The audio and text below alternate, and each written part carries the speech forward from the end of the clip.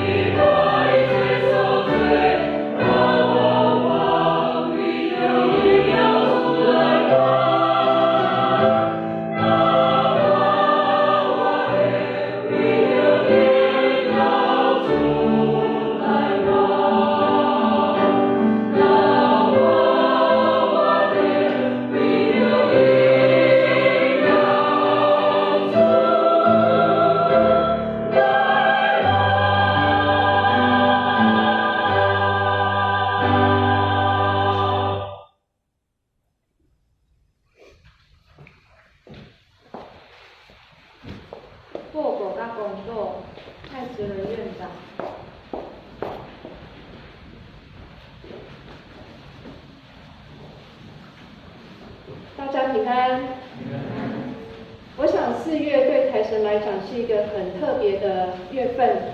就像刚刚洪专老师在讲道当中有提到的，是我们每年招生考试的时期。昨天一整天，我们老师们都很辛苦，